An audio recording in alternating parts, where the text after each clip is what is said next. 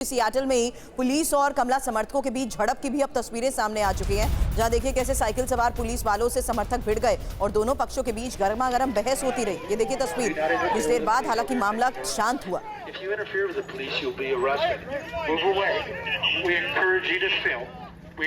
तो इस हालात के बीच में ये तस्वीरें भी सामने आ रही हैं, जहां एक तरफ जश्न मनाया जा रहा है तो वहीं दूसरी तरफ मायूसी की वो तस्वीर थी, जहां हमने देखा कि कमला हैरिस की इस हार के बाद लोग इलाके में थे ही नहीं। लेकिन अब ये तस्वीर सियाटल से सामने आ रही है, जहां पुलिस और कमला समर्थकों के बीच झड़प हुई है और इस बीच दोनों पक्षों में हुई इस बहस के बाद मामले को बताया जा रहा है कि अब शांत करा लिया गया है।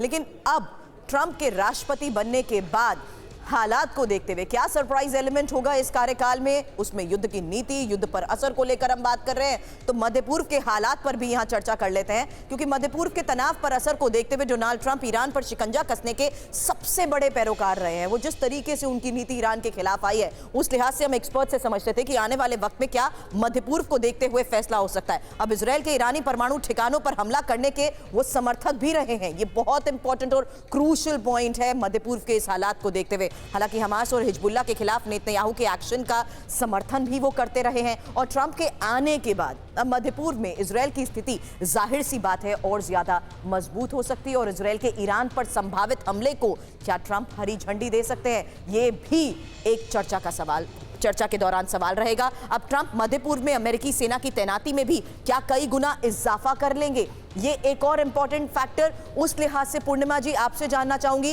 क्योंकि आपने जिस लिहाज से इस पूरे चुनाव प्रचार को भी मॉनिटर किया है, स्ट्रैटेजिक पार्टनर होते हुए अमेरिका का ये सहयोग जरूरी भी रहा है। लेकिन आज के इस हालात में मध्य पूर्व को देखते हुए और रशिया यूक्रेन को देखते हुए अमेरिका की ये बदलती नीति जाहिर सी बात है इस पर असर डालेगी।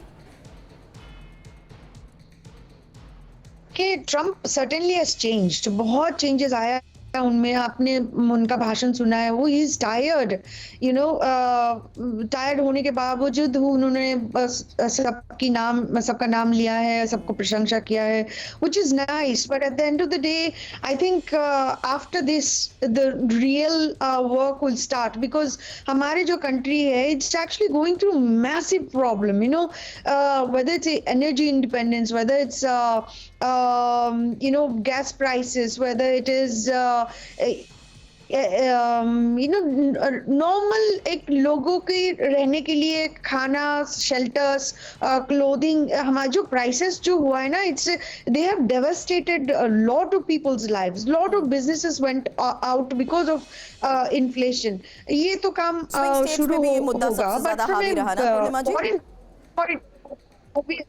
फॉरेन पॉलिसी के मुद्दे में there is no better person than Trump, because he didn't come with the punitive measures जैसे लेफ्ट विंग बाइडेन, हैरिस और ओबामा काम करते हैं कि आपने काम नहीं किया तो आपका आर्म ट्विस्ट करा जाएगा। तो अभी हमारे पास वो अपॉर्चुनिटी है, अभी मोदी हो या पुतिन हो, सबके साथ बैठ के अपने दुख शेयर करेंगे और it's not like he is not going to try to figure out how to solve the problem. It's not going to be like, okay, 10 साल के बाद he's going to come up with a solution. So he's very straightforward. He's going to bring the right stakeholders, बैठेंगे, बातें करेंगे, solution develop करेंगे, उसको implement भी करेंगे। That's exactly what he has done in the past.